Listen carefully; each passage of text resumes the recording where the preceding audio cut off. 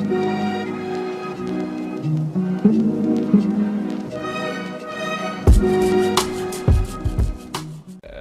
and welcome to another episode of What Now? Lepak. It's been a while. It's been so long, bro. And it's a physical recording. Yes, Okay, this can I is. see the camera? We are. Where are we at right now? We are at our guest house. Yes. So, So we're at Muzammil's house. This is Muzammil. Welcome, guys. hi. I think this is the first time we're meeting physically, right? With Haziq. Yeah. Haziq. I've met Muzammil before. Actually, I have seen you before. When I first saw your face on our little lepak session kan, I was like, macam kenal je. Oh shit. Yeah. Where, bro? You remember that time yang he went to what summit? Oh yeah, we went to the Asli Education Summit. Oh right. Yeah. You were there as well. No, I he was- picked him up. Yeah. And I did do a handshake with you lah. Right. Yeah. Okay, that makes sense. Yeah, but today we're here to discuss on something particularly interesting. Not discuss, but we want to. We have Muzammil to share his story about a very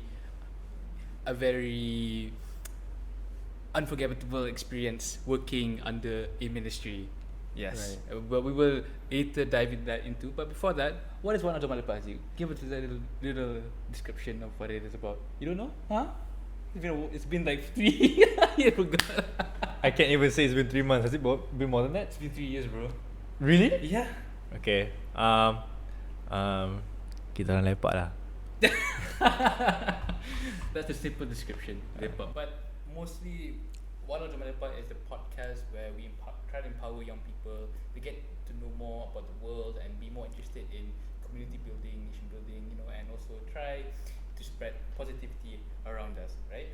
And what better way of doing this is by trying to inspire you young people with stories from other young people. So that's why we brought in Muzammil today. Yeah. Let's go, guys. Right. So without further ado, I think let's dive into the episode today. This is the first episode, which I am with Haziq. Because the funny thing is that like last year we had season 3 and there's only just one episode. Oh okay. Yeah. Season 3 was an episode. Yeah, it's only one episode. I was with you. Yeah, it's just with me. And Said was me. Oh okay. Didn't I say me? No. No, Who's that? he's a child activist, but he does a lot of like community work and he's very inspiring. Right. Yeah, even though he has a lot of backlash, but I definitely think it's a bit unfair. Let's put that aside. We're not talking about Said Azmi today. We have our guest here, Muzammil, right? So Muzammil, why not you give a little introduction, describe who you are and what are you going to share on the table today? Alright, so okay, let me see how can I introduce, right? So mainly because of the topic, I would say myself as an ex-Perdana Fellow. Yeah, so I'm from the latest batch, 2022. Yeah, besides that, I'm currently a final year student at Sunway University, just completing my degree doing computer science. Yeah, so I think pretty much that for the intro. Would you consider yourself a leader? Consider myself leader. Think it depends, but definitely throughout my university I've been the president for few clubs during my final year, but I think leader would be a bit too much, I would say, as of now, because I've seen leaders who actually have done so much and so, right, so I know the kind of responsibility you need before taking up that role or saying yourself as a leader. I'm pretty sure he has a lot of stories to tell, man. Betul actually. So you give us a little introduction and you told us that you are a batch of Perdana Fellow, right? Yeah. What is that? Yeah, what's Perdana Fellow? Yeah. Okay, so I think if you guys search it up on website or online, right? So it's defined as like this elite program. Wow. Right. So I mean that's what the term they use. But basically in simple terms, it is a program where it is more of an internship, right? Where you literally shadow a minister, So it depends on which ministry you get into. That is up to the. It's a program under KBS, right? So it's up to the Ministry of Youth and Sports to allocate. But literally, what you do throughout your 3 to 6 months range is that you'll be able to follow your minister along any of his cabinet meetings, parliament sessions, and many more, depending on what that year has for offer to you lah. Faham? Korang nak apply je lah. Mana? Untuk apply to, I think just simple lah. They have a form for you to fill up. So I think, let me recall. There's like 3 stages basically. Yeah. So it starts off with you going to portal, submit your resume dan semua. So selepas screening tu, dia akan if you pass that first round, it's for you to have the psychoanalysis test. Psychometric assessment. Psychometric, yeah. So if you pass that also, then they'll call you to the final round, which is an interview. Wow. Yeah. So Ramai tak apply? Ramai, I think boleh lah. The last batch I know from the secretariat is like 3,000 applicants. Damn, so people. How many get accepted? So 82 got accepted for the Perdana Fellow. Oof. And I think there was around 20 for corporate fellow. 20. Yeah. So in total around 100. So it doesn't have to be the government lah. Yeah. It doesn't have to be the government. So this corporate fellow was a new initiative, 2-3 years, where instead of you shadowing a minister, you can opt to choose to shadow a CEO instead. So few of the companies that you can shadow, like Sunway CEO. I think there was also like CIMB and what else? That's one of the big four company. Right. Yeah. Faham? Yeah. Okay, I think I get the idea what Perdana Fellow is. Yeah. I actually saw the opening lah dekat KBS punya ni. I saw the like, okay, you can apply, and I was like, what is this? Right. I had no idea, but I just brushed it off. But now I'm actually meeting someone from that program lah kan. It's pretty cool. Well, this is the second person we've met from the program. The first, really? Yeah, the first one was Khair Hisham. Oh, Hisham. Khair Hisham, he's the anak, siapa nama? Anak siapa Terlupa pula. Basically, he was the anak DJ lah, anak Yeah, DJ. DJ. Yeah. The guy who pops up during COVID lah. Yeah. We all know him. We all love him. Yeah, We we forgot all- his name already. I know Hisham only. Is it Hisham or Yeah, Hisham. Yeah, Is it Hisham, yeah. right? That's what Yeah, DJ Hisham. Yeah. I'm sorry, I'm just really bad with names. Yeah, but anyways, I think let's proceed to the questions for what we have in Muzammil. But before we move on to the questions and to the conversation, kita boleh cakap bahasa Melayu, kita boleh cakap, we can speak in English, Yeah. we can speak Tamil, we can speak Chinese. This is a I'll Malaysian podcast. This is a Start Malaysian speaking Mandarin lah. Oh yeah. Can you speak Mandarin? No, I took 1 month course. I gave up. It's too hard lah. right. Okay, so we have 3 questions for Muzammil. Right. First of all, share his experience being in the Perdana Fellow. Secondly, why did you choose to be in Perdana Fellowship? And lastly, what advice would you give us and to the young audience? Okay. What you've learned throughout your entire journey at this point? Okay. Yeah. Okay. Right. So let's start with the first question. Right. So the first question is, tell us a bit of what you experienced in the Perdana Fellowship. Because we had a conversation like a few days ago, right? And honestly, it was a wild experience. I don't think you'll never get experience like being in the Perdana Fellow. Yeah. So, Muzammil, tell us a bit like your experience, your journey working under a minister. Maybe what minister did you get to meet, and parliament sessions. How was that? Right. So, I think from my point of view, I'll speak most of it because it differs, because I come from like a private uni student who had the least amount of knowledge about the more of politics, I would say. So, it was kind of very eye-opening. So the reason why I joined the program was also like how you mentioned, you see all these guys from LinkedIn or Khair Hisham and all. It's one of them that I've seen they've been like, posting about these programs. So basically my whole journey has been more of just a steep learning curve where I even knew few like terms like, okay, ministry is not even the minister.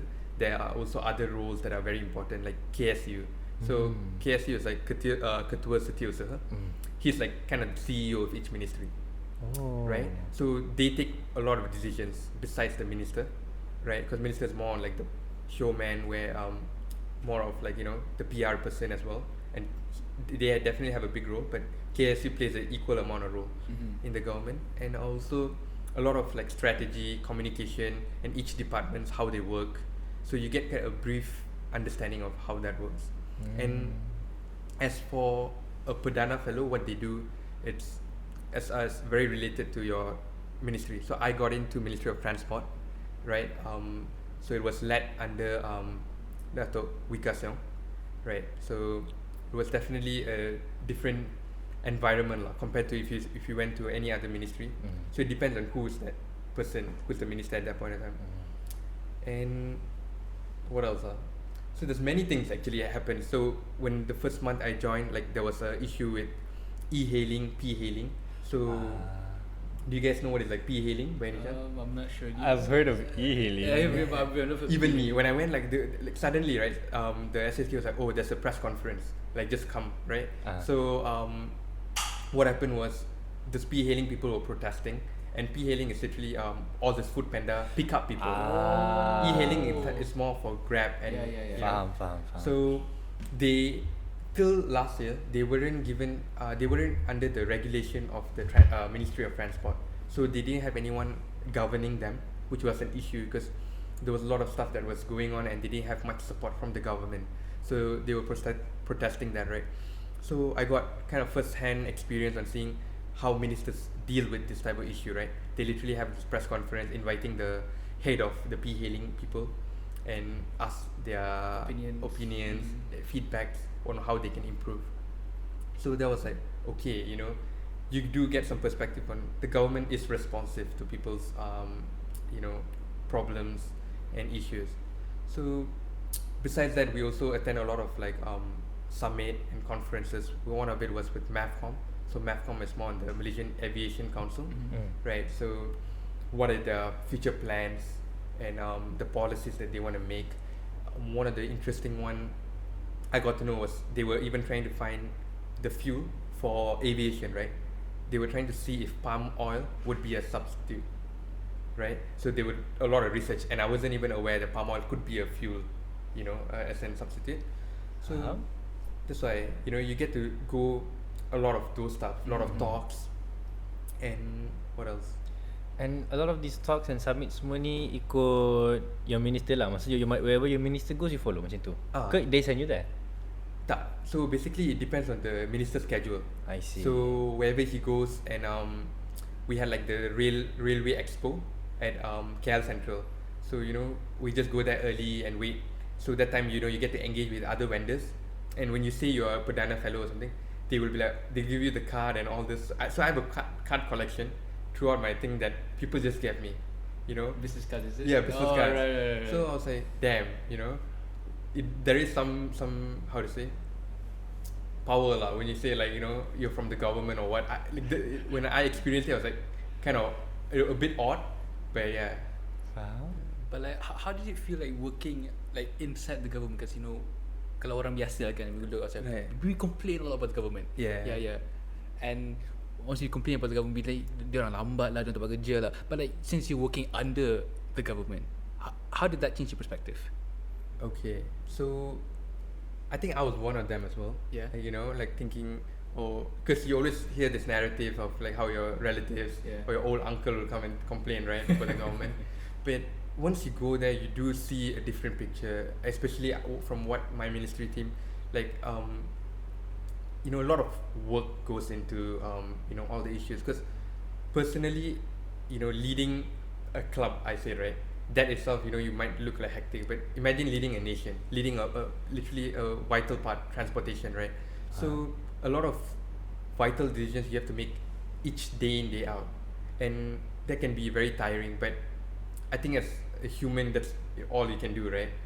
And I would say in terms of being lambat and all, like, that's also because of the hierarchy. And, you know, when you're in government, it doesn't work like a startup. When you want to make a decision, it has to go through many meetings, cabinet meeting. You have to seek permissions from different how to say, agencies across your ministry. Like under Ministry of Transport, there was APAT, and then there's JPJ. So it's not like one decision, you know. Like, even if you're a minister who acts fast, it's not up to you fully. Yeah. I see. So like, experiencing firsthand really changed your mind.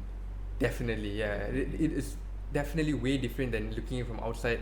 Even going to Putrajaya, I don't think majority of the viewers would have been inside the offices. But once you go in, you'll be like, damn, you know, the offices in Putrajaya are damn pretty.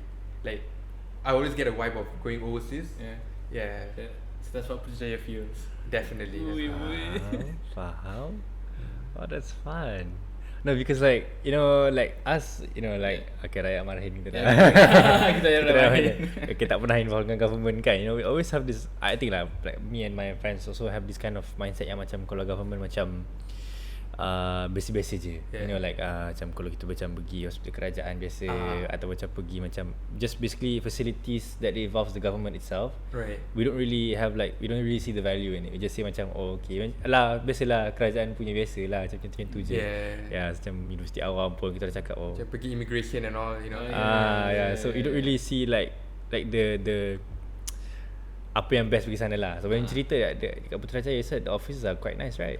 Very nice, bro. Especially because I work in the Pejabat Menteri. So you know, like the hall and like the literally all the rooms are like really huge. You know, because they have like a meeting boardroom and all that.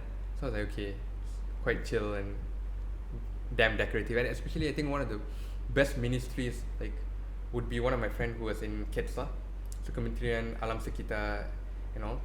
They had like really nice deco and a lot of like art and all that. Wow. So it's like kind of going to Aquaria kind of thing. Wow. Yeah. I have few pictures. I'll show you guys later. Faham? I feel It's the responsibility of the own ministry. Let's say macam your Ministry of Transportation tu, maksudnya diorang yang akan handle the office ke? Is it under like a different ni? I think as for renovation and all that, it'll be funded by the ministry lah, according to their budget. So there was one of the ministry that was going through renovation. Yeah, at that time.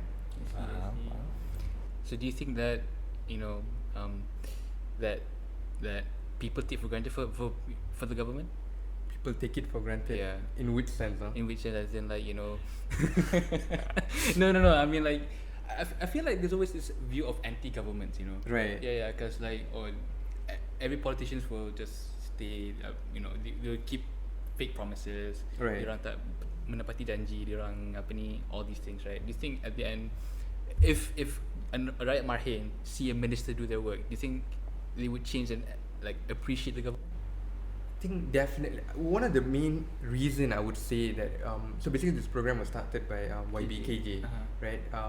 So besides you know kind of inspiring the youth and also teaching them about leadership and all, shadowing the minister, I think it's also to give insights to youth on what is actually happening in the government, what the ministers do. Because people have this bad image, right? Especially in the past few years, in Malaysia especially, we never had like the bright side of it. So once you go in, I'm not sure, I can't talk for all ministry, but as for mine, yeah, I think you will get to see how hard they work. And I've seen my minister both. Luckily for me, like I was one of the unique batch where they had an election in the middle of the program. Oh, faham. Yeah, so at the first half was with YB Vikas, then the second half with YB Anthony Loke. Wow. Yeah, so besides the political party, you just see they have to work hard equally. Faham. That's like two different Perdana Fellow programs, you know? Yeah, it's like two different bosses lah. Crazy. So it's quite mad. Because previously it's been just, you know, they have one batch means just whatever the ruling government is. Yeah. But I don't know whether it's fortunate or unfortunate. We had, you know, two different parties lah.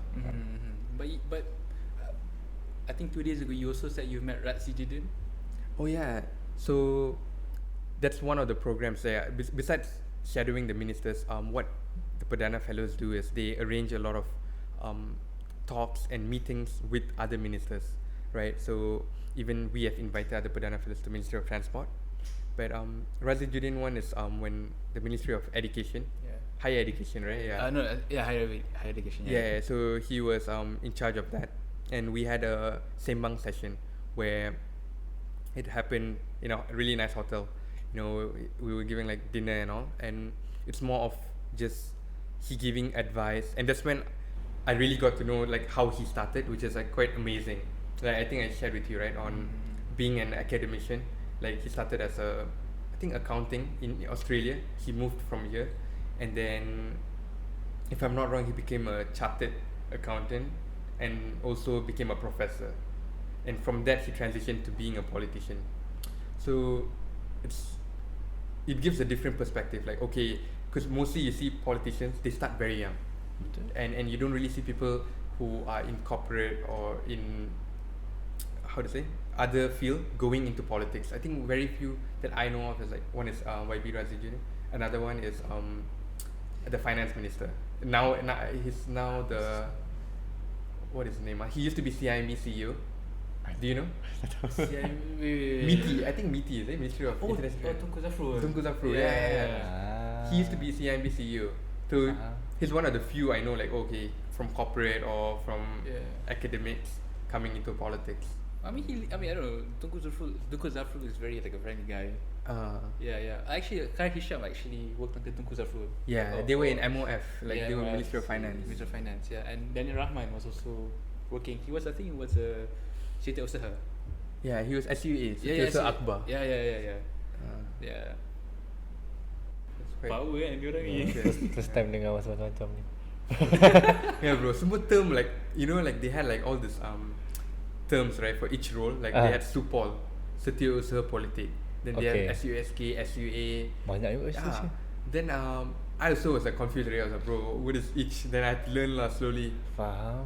I think that's really interesting because like me lah, I'm a president of the fencing club at the moment. Yeah. I just formed it kan. Right. So like when I just started this whole thing, you know how like in each organisation, whatever it is, they have their own culture. Maksudnya macam even though like you can say that okay, setiausaha ada this role, but then like in different organisations, that role isn't the same. What the boss expects akan berbeza setiap kali.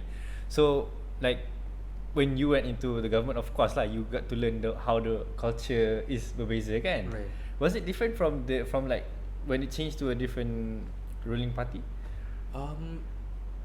For that, I think the job scope remained the same lah. So how it worked is, from my understanding, SASK, he has to be from the ministry itself. So basically the rest they can appoint, like SUA and the people under their Akbar team. Like you can personally invite them from your party, or if you have been, how to say, working with them, you can invite. But then the SCSK, he has to be someone who has been working in the ministry only, right? So even YB, Wika Siong or YB Anthony Loke, they picked a guy they knew who were already familiar with all this stuff. I see. So it's easy for the transparency. Yeah, right. transparency, and they really know in and out about the ministry, so it's much easier for them, because SSK is like kind of like your right man, literally, who, you know, handles a lot of stuff. But you know what? Not only he actually got to be working under ministry, he also got to see parliament. Yeah, let's talk about that actually. Parliament. Let's talk about. Kita orang selalu tengok dekat computer screen lah. I have a friend dulu yang very, setiap kali ada parliament dia akan tengok daripada awal sampai habis. Lagi-lagi dulu time PKP, tengok tu je lah kerja dia. Oh my god. Dia benda lain nak cakap. Tak tahulah. Man. Lepas tu dia tengok sikit, lepas tu dia Twitter lah, jadi keyboard warrior, nenek salah ni tak betul lah. Interesting lah juga.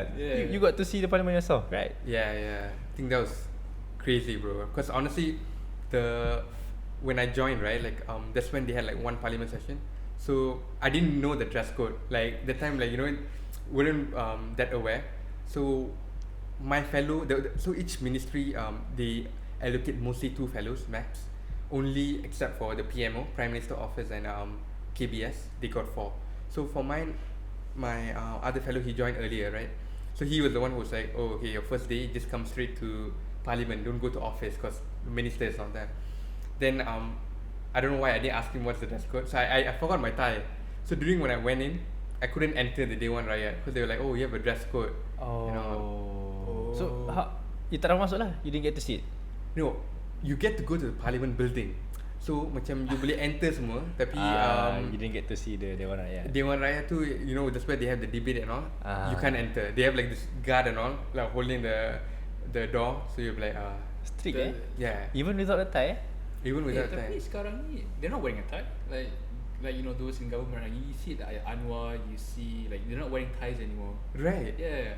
I think this is more for the because we wouldn't be in the parliament session itself, right? We'll be at the back. There'll be, I don't think you'll be able to see from the online sessions, but at the side there is space for people to sit. So I think there's a dress code for them. But yeah, even I think side studying and all, like I've never seen them wearing a tie. Sometimes, you know, just loose button. But But yeah, like, how does it feel like being in a debate? Like, is it always like chaotic? Like, there people shouting? Are there like enemies? Are there like all this stuff? Right. I think it's a bit of both. Like when I went in, right, basically there was few debates and like fight, right. That depends on the question is towards whom. Yeah. If it's a politician who is a bit, how to say, controversial, or they make a big fuss about the stuff, it can get damn noisy. Because one thing is they have speakers all around the parliament building. So even if you're not in the Dewan Rakyat, you can be in the office side, where each ministry is allocated. You can literally listen to them shouting at each other. Yeah. Oh, maksudnya the speaker will play what's going on inside the Dewan Rakyat? Yeah, there will be speakers around the each rooms and all. Faham? So there'll be screen also everywhere. So you can literally watch that parliament session from anywhere from the buildings. I see. Faham? So there'll be that, and some people I've seen like they will have a debate, and after the session they'll be like chilling. They have a lounge for all those like YB like MPs, What? right? So they'll be having just talking how's life, like, so so I feel like it's not always like how it's shown with the drama and all that. So it's technically just in the Dewan itself, lah. Yeah. What is in the Dewan is in the Dewan. After that, they just Yeah. people. Yeah. But you gotta meet like notable people. You gotta meet Mahathir. You gotta meet Wan Aziza. Yeah, I think the few pictures I clicked like that, I think Mahathir was one of them that I really, since I was a kid, I wanted to get a picture, Yeah.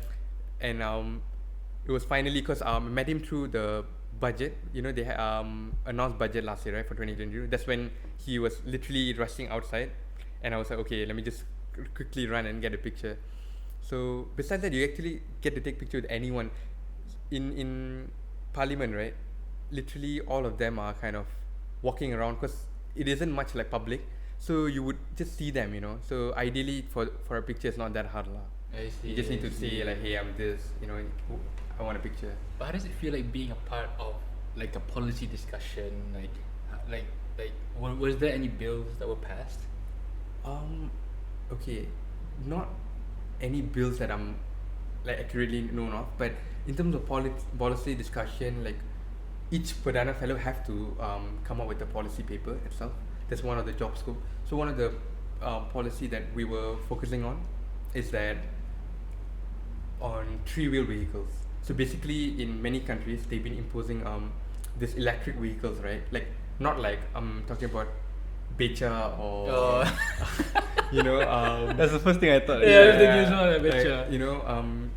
what they call tuk-tuk, right? Thinking of that thing. Yeah, no. Name of that, No, that's not coming in Malaysia lah. But it's more of like this high-end 3-wheel electric vehicles. Like what would be the, how to say, areas that they can drive, what would be the speed, and we have to literally go through many things. Because ideally before coming up with a policy paper, you not only need to discuss with the Ministry of Transport, but did you know that the land and transportation is totally different ministries? Oh wait. That's the land under the Ministry of Negeri, right? Dalam Negeri. Honestly I don't know. Like I forgot. I forgot.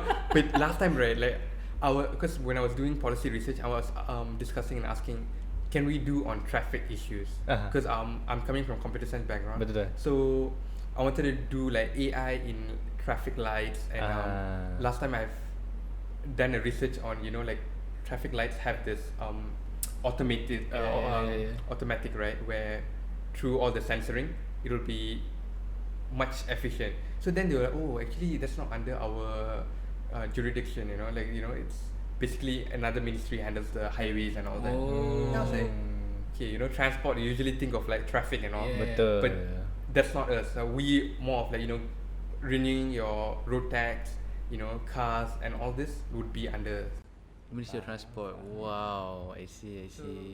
That's why you get to learn a lot, like sometimes a lot of kind of interdisciplinary, or like there's like a lot of ministries that combine.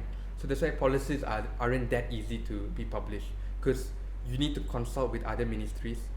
Because imagine we want to propose something, right? Like let's say the 3-wheel vehicle, and get that licensing.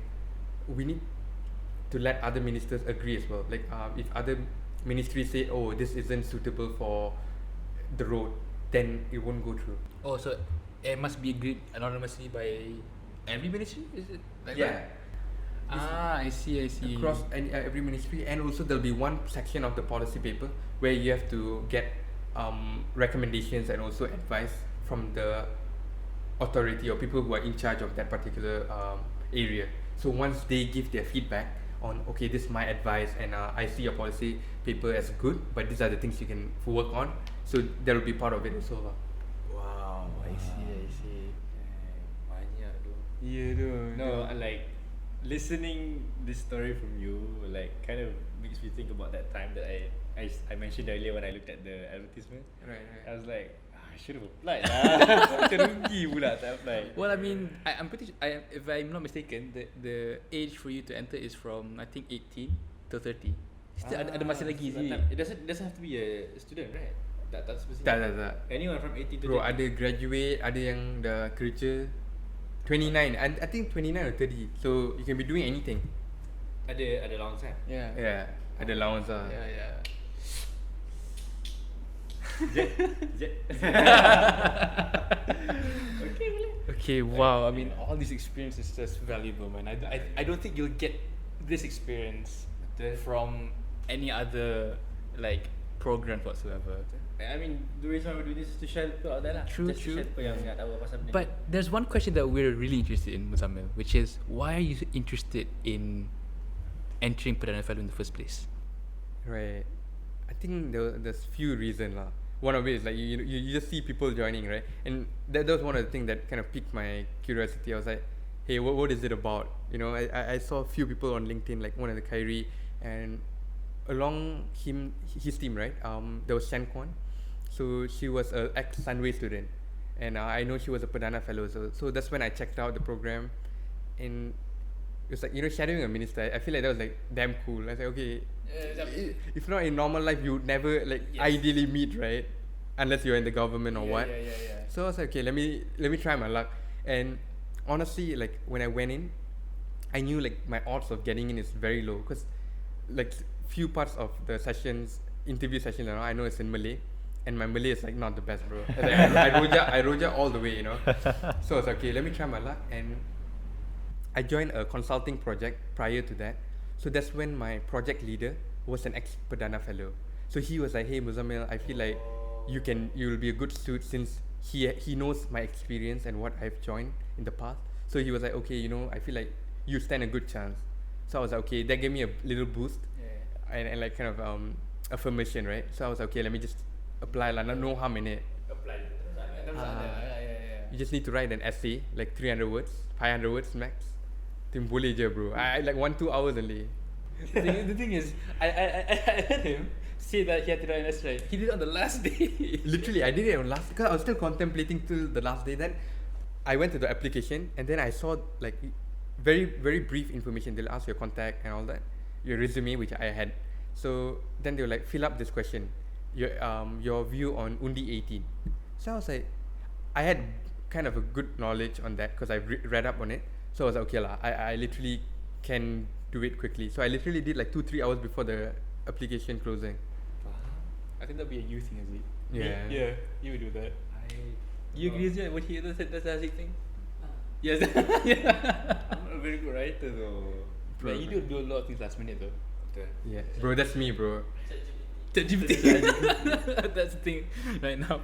But yeah, but but what's the main reason why you wanted to join? Right. So, okay, main reason would be is based on my past experiences.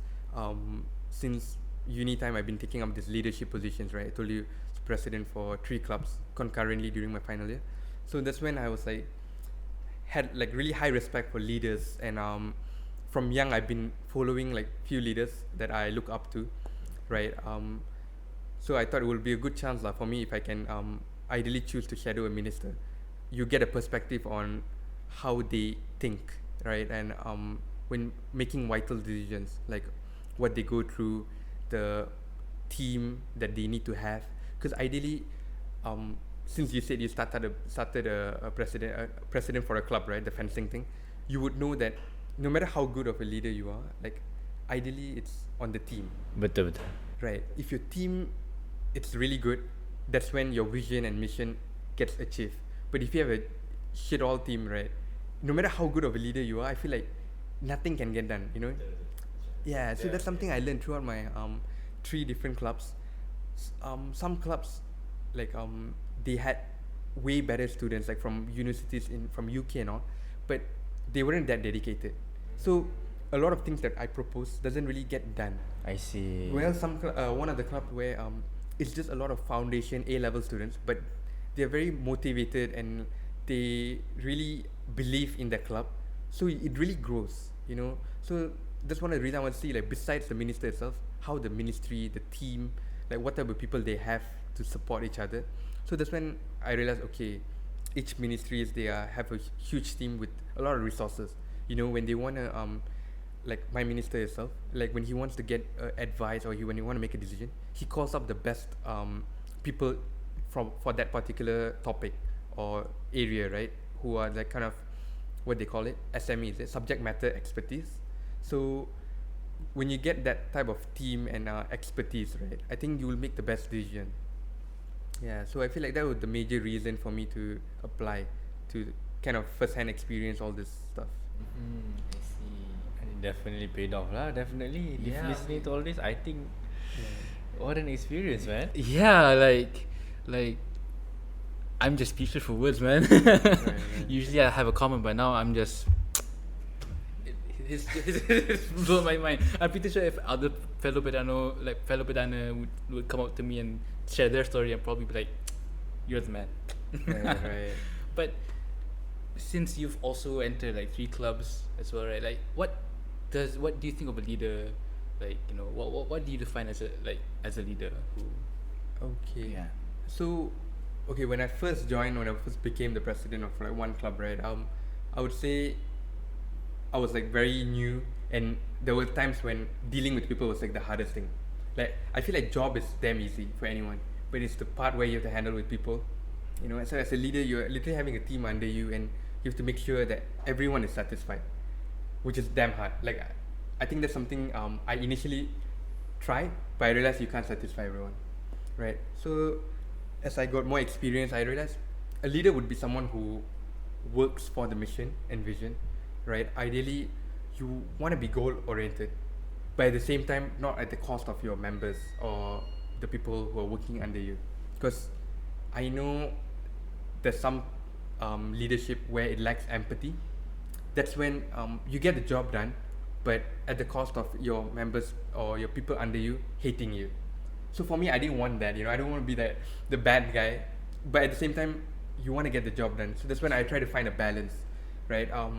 So the way I have to convey message to different people is very different. Like, some members who don't really do the work, I have to, like, rather than kicking them out, like initially, if like this me 2 years back, I would have kicked people out. I'd be like, oh, okay, but that's the easiest thing to do, but not the best option. Betul? Wow. Okay. So you have to understand. So I'll have a call session. I ask them their perspective, like why you're not contributing. Is there any issues you're facing, right? Then if they say, oh, I'm going through this and this, then I'll say, do you need more time, or do you want to take up any other position that requires less effort, so that you know that you can still be part of the club, or you want to leave and join back whenever you're ready.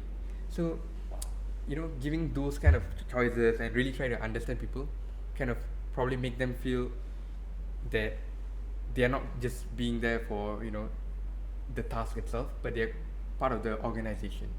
Wow. Best juga. Haziq, you're the president. Yeah, no. Actually, Yeah. when I think about it, that's just. Oh, That's really good information. It is good for you. Yeah. I mean, because last year it was you. Yeah. You took a you were president of. I was president of the Yeah. club of UiTMCPP. So you guys all presidents, so you guys should know already. Yeah. I mean, he's currently one already stepped Yeah. down, but like, talking about like presidency, right? Like, I guess if those watching who are from my members, I just a little brief. Some people would like congratulate me, like, you know, I brought the English club to a very good position because I brought a lot of different guests. Right. Yeah, and I brought, because of the show and because of my knowledge, you know, it rose to, you know, fame. In some way, it got people's attention. Right. Yeah, I was good at that, but then once I got to be the president, I think it was a different like task. ballgame, Yeah, because like you said, handling with people is really important and it's really difficult. Right. Because I had to deal with members that didn't do the work, and then members who like MIA, like we didn't know what to do. So like sometimes I had to do most of the work, and I think one thing that I learned from my experience is to delegate the task. Yeah. That is very important. True. And I think just to add on, right, like one thing about being president and all looks cool and all, but the thing is, I would personally say in terms of the workload, you don't do a lot because you're delegating tasks, but at any cost or at any times when things don't go right, you will have to step in. You have to do everything when none of the members work. Yes. There's been many times when literally like the people go missing. I have to do like from scratch, and this was I was president for 3 clubs during my final year, so I had my final year project. I was also interning, but when during an event things doesn't go right, I have to literally just drive and like be there the whole day. So it's not that fancy always, you know. So some people who want to do the role, take up the role, just don't do it for the name, because it will be kind of, how to say, not selfish, and also you wouldn't last, because you know it's more about passion, and if all the clubs that I've joined, I really firmly believe in it, because it was on consulting and social enterprises and social entrepreneurship, and so I'm always into volunteering and helping out people. So that's why no matter what pressure or things, I realized that it was worth it for me. Yeah. I think, I don't know, like based on my leadership, right, I always feel like I have this sense of doubt. Right. Because, you know, and being a leader, being the face of something is intimidating, as well as, you know, you have to have a lot of responsibility. Yeah. Yeah, so have you had any doubt as well? I think definitely. I if you ask any leader or any president for clubs or anything, right, I would say we humans always doubt ourselves, right? Like unless there's one person that, you know, very confident, but I think self-doubt is more on it's a good thing. It's more on reflection. You're trying to see, you know, whether you're the right fit, and you're constantly thinking the ways to improve. Because one way I would say it is, if you have no doubts, it's either you're doing your job very well, or you're just narcissistic and more of like, you know, just living under your own bubble. Oh, apa bab kata Melayu, apa ni, bawa kata bawa Tempurung. tempurung. Tempurung. Kata bawa tempurung. Yeah. Alamak. Yeah. One of it lah. Yeah, what of it now? Yeah, so I think for me I had like self-doubts, but the thing is, I constantly ask for feedback as well. Constructive feedbacks are good. So I know I'm not perfect, but I asked the other board of directors, the directors of each department, hey, is there anything I can improve? Is there anything that you feel like need changes in this club? So by listening to that, that's how you can work on. Because even 20 years down the road, I don't think I'll be perfect, right? But it's about constantly growing. So if you ask me 1 year back to now, there's been so much changes, the way how I run or the way how I perceive and conceive things, right? We've talked a lot. We went from your experience from Perdana Perdana Fellow all the way to being a leader. being a leader. Yeah, and I think this is the best time we should, like, you know, we want to wrap it up. But before we want to wrap it up, we want to ask you the final question that we have for you for today, Muzammil. What is the one advice would you give to us and to the audience? Okay, this would be just personally coming, so you know, it's not, I don't think it's applicable for everyone, right? Because different circumstances. For me, I would advise people to go out there, you know. I would say I was a lost chicken, right? Like during my uni days, like, although I've done a lot of stuff, but many things I try to discover.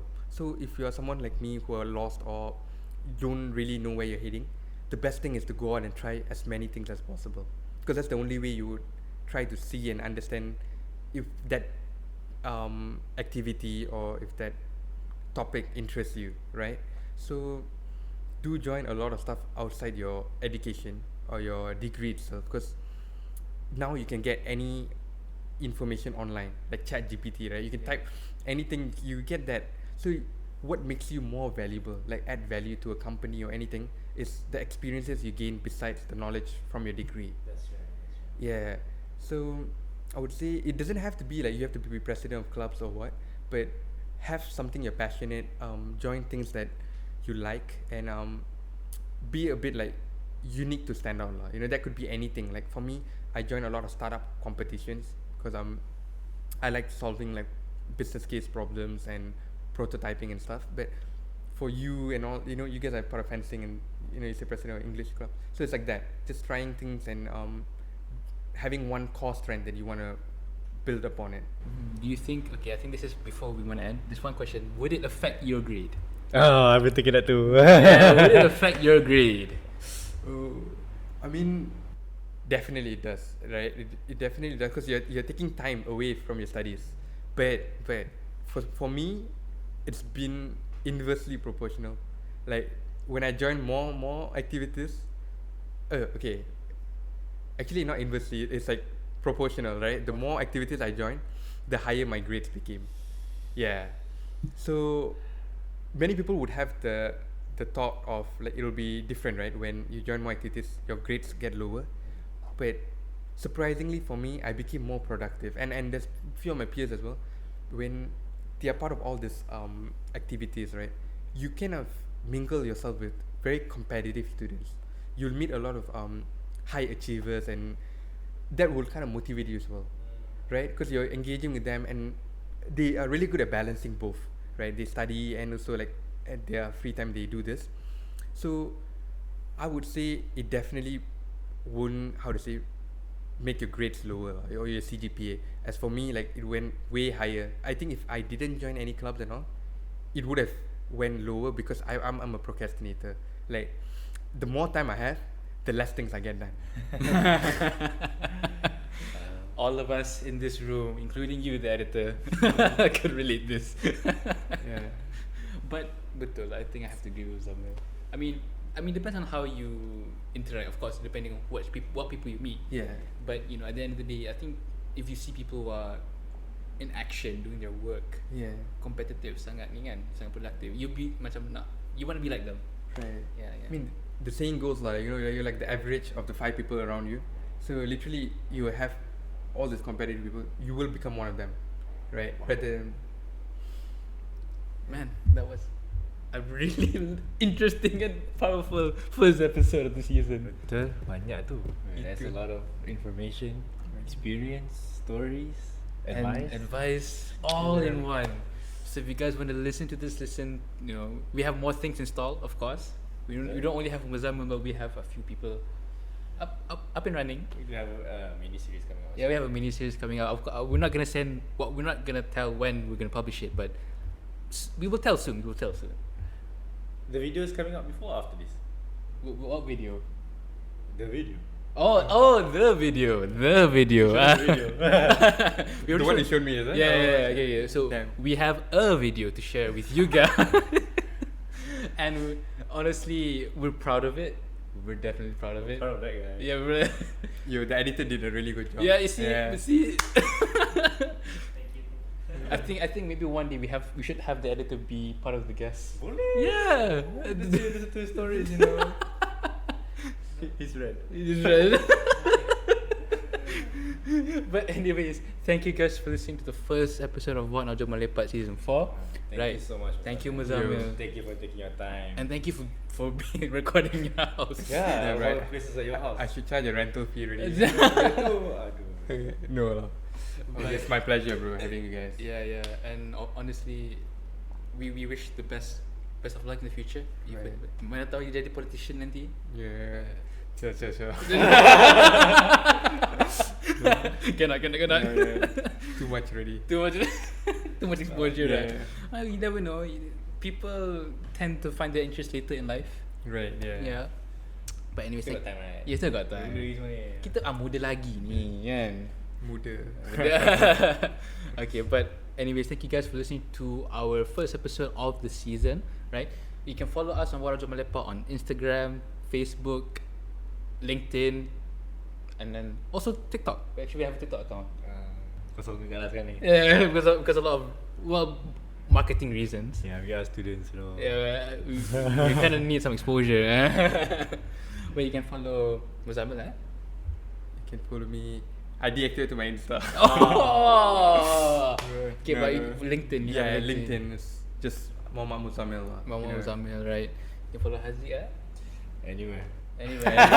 Just look for me. I know where to find me. No worries. No, it's okay. Look for me on this account. Yeah, I'm probably gonna like repost this in some way and have his account there. Just a hint. His name is Haziq and avocado together, so Hazikado.